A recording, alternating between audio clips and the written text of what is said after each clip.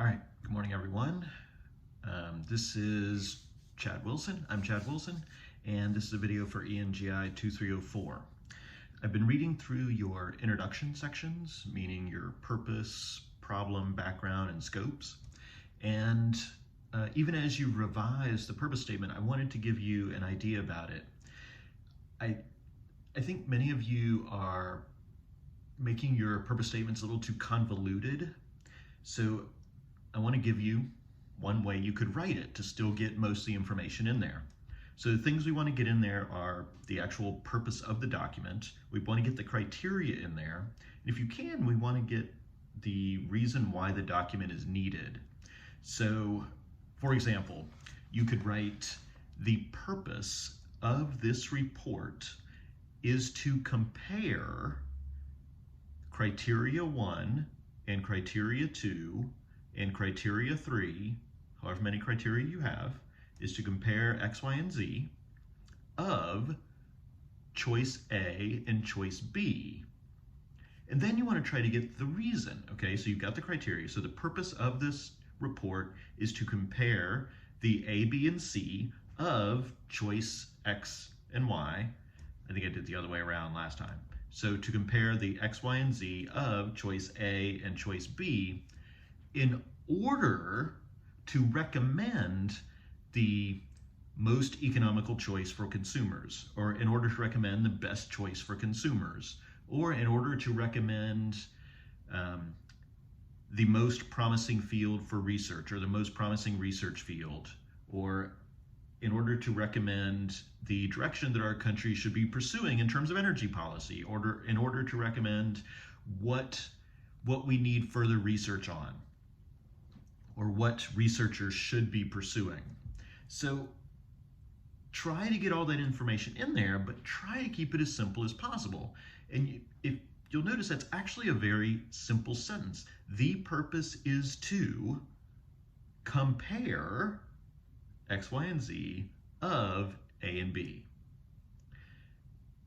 in order to whatever that purpose is.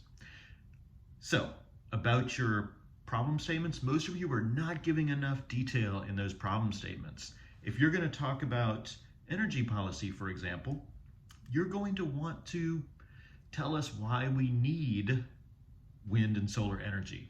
What is the problem with fossil fuels? Give some data. Are fossil fuels running out? What is the projected date when fossil fuels will run out? Or what is the pollution caused by fossil fuels? Or what are the dangers from, if you want to get into fracking, for example, you could go into the problems that fracking causes. When it gets to the background, if you're going to talk about wind and solar energy, you're going to need to explain how wind energy works. You're going to need to explain how solar energy works. So you're going to want to give some diagrams, show a wind turbine, label the parts on it, explain how it works. Now, be careful when you take a source from the internet to get a diagram, for example. You still have to cite it. You took it.